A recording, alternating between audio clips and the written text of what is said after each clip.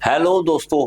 तो गुजरात मेट्रो में यहाँ पे पोस्ट ओपन की गई है डिप्लोमा और आईटीआई स्टूडेंट्स के लिए। पहले सुन लीजिए, जो गुजराती स्टूडेंट है वो तो अटेंडेंस लगा दीजिए कि हम गुजरात से हैं सर, आपके साथ तैयारी करना चाहते हैं। और जो नहीं गुजरात से हैं उनके लिए स्पेशल यहाँ पे गुजराती क्वालिफाइंग मांगी गई है। अगर तो गुजराती लिखनी और पढ़नी आती है और क्वालिफाई कर सकते हैं तभी आप जनरल कैटेगरी में अप्लाई कर सकते हैं, नहीं तो नहीं कर सकते। सिंपल सी बात समझ आ गई। अब आगे बढ़ते हैं। यहाँ पे पोस्ट जो देखते हैं हमारे पास, जो यहाँ पे पोस्ट है वो नॉन एग्जीक्यूटिव पोस्ट है और ये इसकी स्टार्टिंग डेट जो स्टार्ट हो चुकी है 29 तारीख से स्टार्ट हो चुके हैं और 28 मई तक ये एप्लीकेशन चलेगी। और आगे चलते हैं। अब यहाँ पे पोस्ट की डिटेल देख लेते हैं, कौन कौन सी पोस्ट है और किसके लिए है। यहाँ पे अगर आप देखोगे साफ साफ सा लिखा है यहाँ पे station controller train operator, station controller कह दो या ट्रेन ऑपरेटर। 89 पोस्ट है यहाँ पे देखें। और ग्रेड पे आप देख सकते हैं 33,000 से 1 लाख की है। और यहाँ पे डिप्लोमा किस किस में अप्लाई कर सकते हैं। डिप्लोमा इन इंजीनियरिंग, चाहे mechanical, electrical, computer engineering, electronics and communication discipline from government recognised university. तो वहां से हम जो इंस्टीट्यूट है जो भी गवर्नमेंट का रिकॉग्नाइज है वहां से अगर आपने डिप्लोमा किया है इन सभी में से तो आप अप्लाई कर सकते हैं। यहाँ पे एज जो है वो 18 से 28 रहेगी और मेडिकल स्टैंडर्ड जो है A1 रहेगा आपका।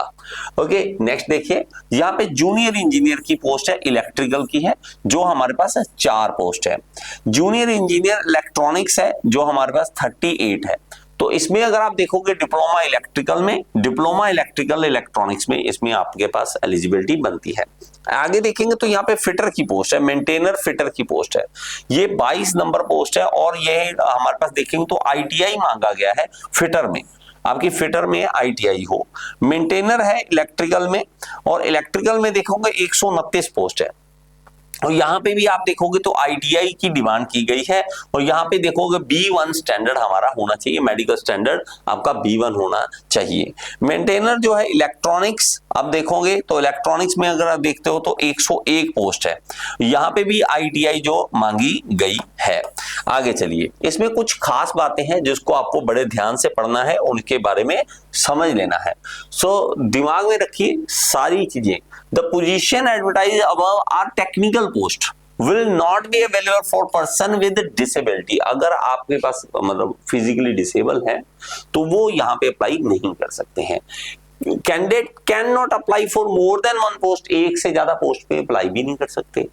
Candidate after selection are likely to posted in Ahmedabad, Gandhinagar, Surat और any other project of GMR RCL, जहां एनीवेयर इन गुजरात कहीं पे भी भेजा जा सकता है। ठीक है जी, चलिए आगे चलते हैं। जो भी गवर्नमेंट के रूल है वो तो अप्लाई होंगे ही होंगे, इसके अलावा और क्या है। क्वालिफिकेशन देखिए।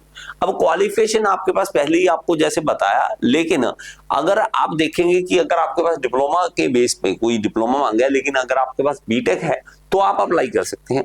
लेकिन आईटीआई वाली पोस्ट के ऊपर हायर पोस्ट जो हायर क्वालिफिकेशन है वो अप्लाई नहीं कर सकते हैं। इसको बड़े ध्यान से यहाँ पे पढ़ेंगे, ये सारा कुछ लिखा है। Where diploma is essential qualification, so mention candidate holding degree in specific discipline are also eligible.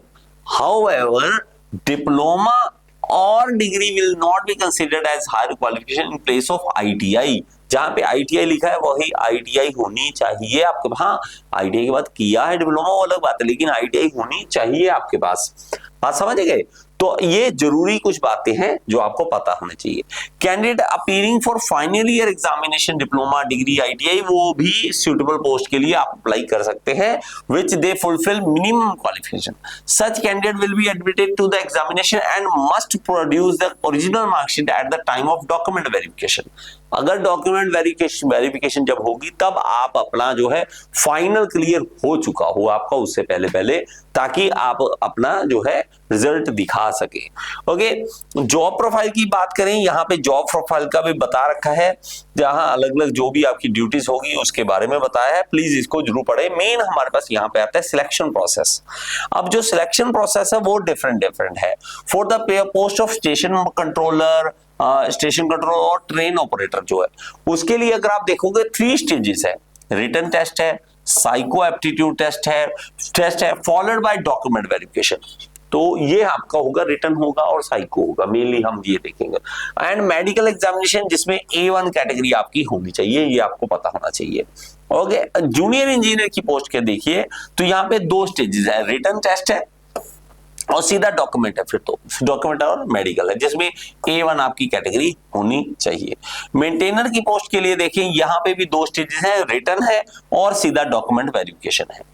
समझ आएगी, सिर्फ साइको का यहाँ पे अलग से है स्टेशन कंट्रोलर में और बाकियों में नहीं है।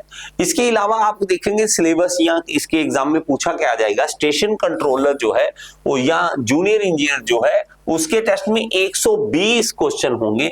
जो 120 है उसमें से टेक्निकल नॉलेज है 40 क्वेश्चन। अब आप कहोगे सर टेक्निकल नॉलेज, जैसे कि मैकेनिकल वाले बच्चे हैं मेरे साथ पढ़ना चाहते हैं, मैकेनिकल की समझना चाहते हैं चीजें, तो यहाँ पे ना all in one EJE course है, मैं आपको दिखा देता हूँ। यहाँ पे मैं दिखाता हूँ और आपको समझ आ जाएगा। यहाँ पे all in one EJE course है। इस टेक्निकल कोर्स में आपको सारी डिटेल मिल जाएगी। आप सारा टेक्निकल, मैकेनिकल, इंजीनियरिंग सारी मेरे से पढ़ सकते हैं। अगर आप नॉन टेक्निकल भी पढ़ना चाहते हैं, सिर्फ हम गुजराती नहीं पढ़ा सकते। गुजराती आप कोई भी यूट्यूब से वीडियोस देखेंगे, इतनी गुजराती तो हमें आती होगी कि हम क्वालिफाई कर जाए, क्योंकि उसके मार्क्स जो है वो फाइनल में नहीं जुड़ने हैं। आपके मार्क्स सिर्फ आपको क्वालिफाई करना है, वो आप कर सकते हैं। इतना तो हमें गुजराती आती होगी, हमें अपने आप पे मान इतना होगा कि अपनी भाषा तो हमें आती ही है, ठीक है। इसके अलावा अगर आप कहोगे सर नॉन टेक्निकल भी करना चाहते हैं तो यहाँ पे all in one EJE technical और नॉन टेक्निकल दोनों कोर्स है। आप यहाँ पे आएंगे तो आपको ये मिल जाएंगे। ओके, चलिए आगे चलते हैं।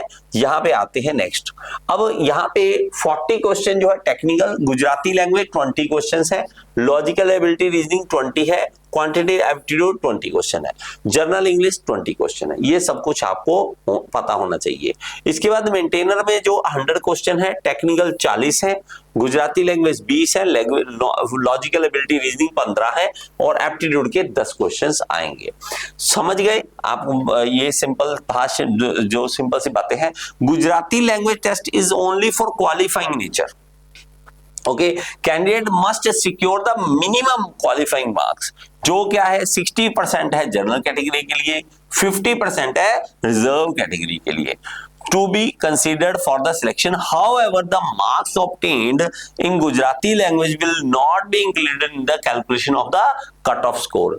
तो उसके ऐड नहीं किए जाएंगे, ये बहुत जरूरी बात है। Okay, qualifying in the test, उसके बाद क्वालिफाइंग करने के बाद मेडिकल होगा और उसके बाद आपकी सिलेक्शन हो जाएगी।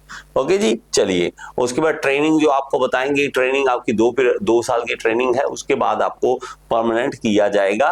ओके, तो ये सब आपको बातें यहाँ पे पढ़नी है, ये सारी बातें समझ आ जाएंगी। इसके बाद आपको अगर कहीं तो स्टाइपेंड की बात करें तो स्टाइपेंड जो है आपको स्टार्टिंग में जो मिलने वाला है स्टेशन कंट्रोल का 18,000 है स्टाइपेंड है, और उसके बाद हमारे पास ये 20,000 पर मंथ आपकी सैलरी रहने वाली है।